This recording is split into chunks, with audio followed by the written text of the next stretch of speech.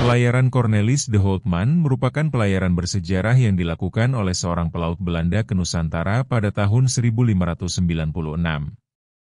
Dimulai dari pelabuhan Amsterdam, lalu menyeberangi pantai barat Afrika, Tanjung Harapan, Samudra Hindia, dan akhirnya mendarat di Banten pada tanggal 27 Juni 1596. Sepanjang pelayaran selama 4 bulan lebih, sebanyak 160 anak buah kapal tewas. Saat kembali ke Belanda, ABK tinggal 89 orang dari sebanyak 249 orang awal berangkat. Apa yang terjadi? Bagaimana kisah pelayaran mereka? Kenapa para ABK mencap Cornelis sebagai kapten dendam? Kenapa disebut ekspedisi mereka pelayaran kematian? Begini kisah selengkapnya. Amsterdam pada musim dingin 1594. Kabut menyelimuti kanal-kanal yang beku. Di ruang gelap bertirai merah anggur, suara-suara rendah berdengung seperti konspirasi. Spanyol dan Portugis menguasai jalur rempah-rempah dunia. Belanda, yang saat itu masih bagian dari Kekaisaran Habsburg Spanyol, memberontak dan memulai perang 80 tahun. Bangsa Belanda haus akan kemerdekaan dan kekayaan. Rempah-rempah, terutama lada dan pala, adalah emas cair yang bisa mengubah nasib negeri. Namun, jalur langsung ke Hindia Timur, Nusantara, dikunci oleh monopoli Portugis yang menguasai rute laut melalui Tanjung Harapan dan Malaka. 2 tahun sebelumnya, seorang mata-mata Belanda bernama Jan Huygen van Linschoten, mantan pegawai Portugis, kembali dari Goa dan menerbitkan buku navigasi berjudul Itinerario. Buku itu membuka rahasia rute ke timur. Jika kita terus bergantung pada Portugis, kata Peter van den Broeke, saudagar tua pemilik saham besar di Compagnie van Verre, kita akan selamanya menjadi pengemis rempah. Kita harus ke timur. Ke pulau-pulau di balik Samudra Hindia. Tahun 1595, dibentuklah sebuah perusahaan bernama Compagnie van Verre, perusahaan dari jauh, dan seorang saudagar muda bernama Cornelis de Houtman ditunjuk memimpin ekspedisi pertama Belanda menuju Kepulauan Rempah. Semua mata menoleh pada lelaki muda berwajah kaku duduk di ujung meja. Cornelis, kata Peter, kau akan pimpin ekspedisi ini. Buktikan Belanda bisa berdiri tanpa Spanyol dan Portugis. Cornelis de Houtman mengangguk pelan. Matanya tajam seperti belati. Aku akan buka jalan, ujarnya. Walau harus kulalui badai dan mayat. 2 April 1595, Pelabuhan Amsterdam. 4 kapal, de Amsterdam, kapal utama, dipimpin Cornelis de Houtman. Kapal de Hollandia di bawah komando saudara Cornelis, Frederik de Houtman. Kemudian kapal kargo besar de Mauritius, dan kapal kecil yang lincah dan cepat Het Duifken. Kapal berlayar membawa harapan dan ketakutan. Total sebanyak 249 orang awak kapal, termasuk Frederik de Houtman, adik Cornelis yang cerdas namun lebih berhati-hati. Armada dilengkapi persenjataan ringan. Mereka membawa cermin, manik-manik kaca, tekstil kasar, dan barang murah lainnya untuk ditukar dengan rempah. Namun, mereka kekurangan pengalaman dalam navigasi laut tropis dan pemahaman budaya timur. Saudaraku, kata Frederik sebelum naik kapal, kau yakin akan ini? Kau belum pernah memimpin armada sejauh ini. Cornelis menatap laut. Aku tak butuh pengalaman. Aku butuh tekad. Frederik terdiam. Di mata Cornelis, ia melihat sesuatu yang mengganggunya, ambisi yang membara, tapi tak punya tempat untuk belas kasih. Mereka menempuh rute panjang yang kemudian menjadi jalur standar Belanda. Selepas dari Amsterdam, kapal menyusuri Selat Inggris, menuju pesisir barat Afrika dan menyusuri ke selatan. Kemudian melintasi Tanjung Harapan, Afrika Selatan, wilayah berbahaya karena badai.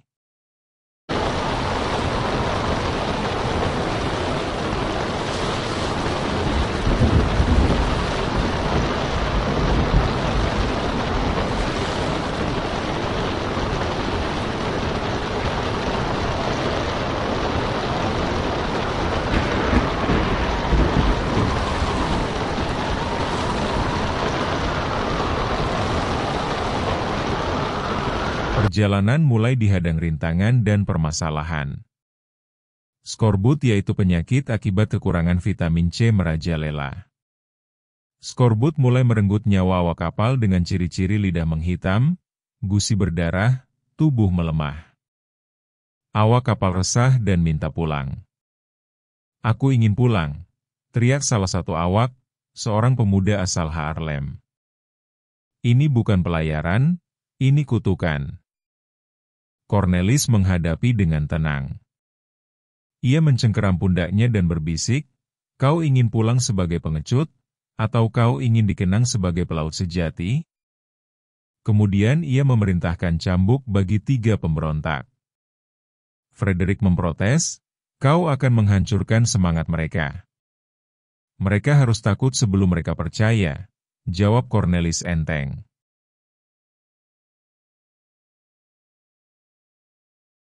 Bulan keempat di laut. Angin selatan menusuk tulang. Laut menjadi cermin mati, tak ada angin, tak ada kemajuan. Persediaan mulai membusuk.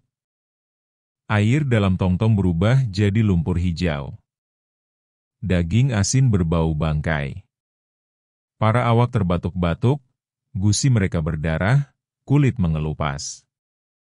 "Skorbut," bisik seorang tabib muda, Leendert, kepada Frederick.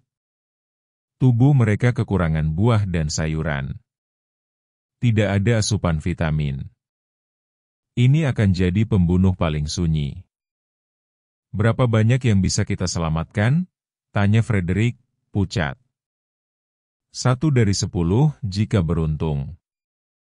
Seminggu kemudian, jenazah pertama dilemparkan ke laut. Dalam waktu 2 bulan, jumlahnya meningkat jadi 20, lalu 50 orang. Sementara itu, dehidrasi dan infeksi luka membuat yang selamat tak ubahnya hantu yang berjalan. Di malam hari, jeritan delirium terdengar dari dek bawah. "Airku, airku," rengek seorang awak sebelum melompat ke laut, mengira ombak adalah oasis.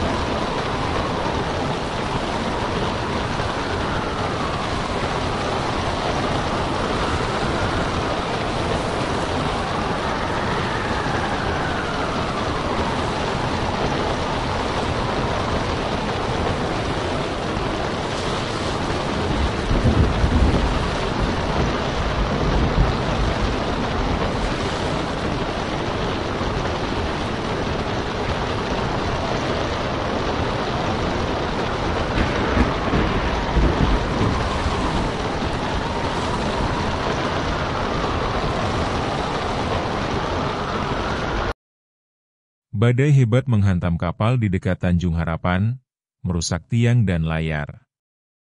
Mereka berlabuh di Madagaskar untuk memperbaiki kapal. Di sana, lebih banyak awak mati karena demam. Ketegangan memuncak antara Cornelis dan Frederick, saudara sekaligus komandan kapal lain. Perselisihan keputusan rute dan pengelolaan kru kian meruncing. Di sebuah malam, Frederick mendekati saudaranya. "Aku mulai bertanya-tanya, apakah rempah-rempah ini layak ditebus dengan nyawa begitu banyak orang?" Cornelis menatap bintang-bintang. "Rempah-rempah bukan tujuanku, Fred.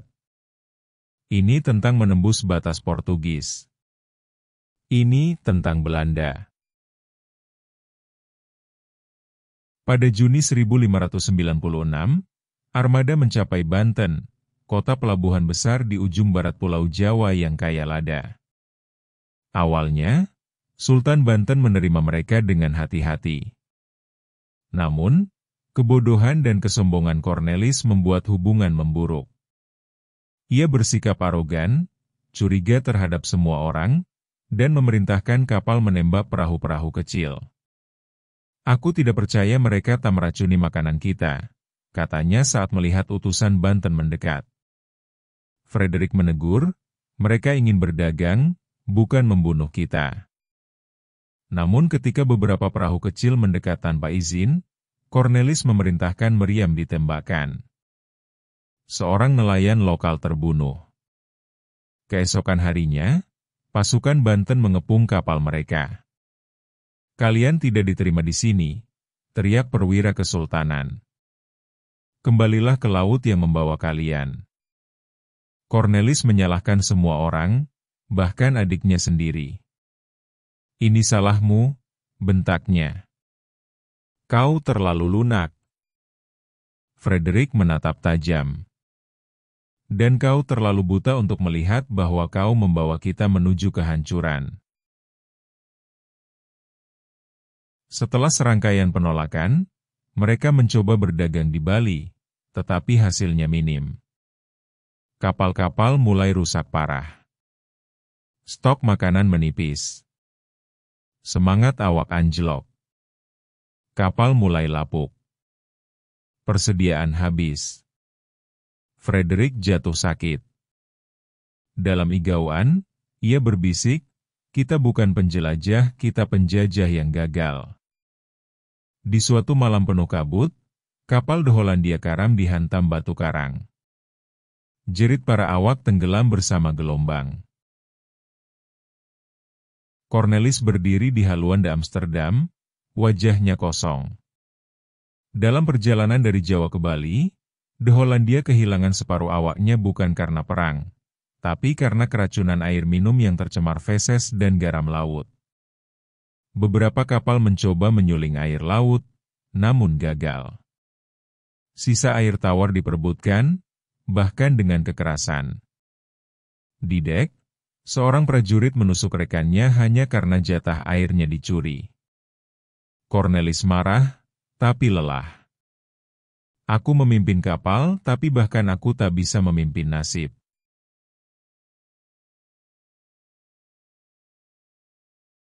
Pada 14 Agustus 1597, 3 kapal yang tersisa kembali ke Amsterdam. Dari 249 awak, hanya 89 yang pulang.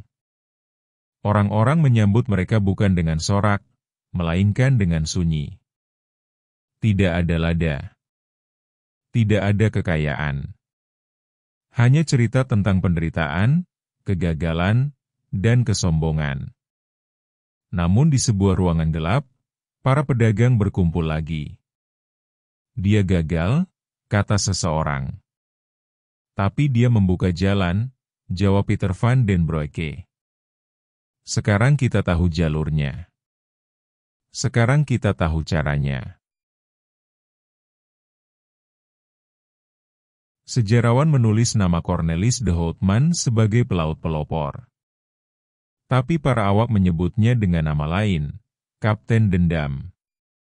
Cornelis de Houtman bukanlah pelaut hebat atau diplomat ulung. Ia adalah simbol dari semangat eksplorasi, meski juga contoh dari kesombongan kolonial awal. Pelayaran 1595-1597 menjadi pelajaran, bahwa pengetahuan, bukan kekerasan, adalah kunci hubungan dagang yang sukses. Namun di mata bangsanya, ia adalah perintis. Tanpa dia, Belanda mungkin tak akan pernah menguasai rempah-rempah Nusantara dan mendirikan VOC, kekuatan dagang terbesar di dunia abad ke-17.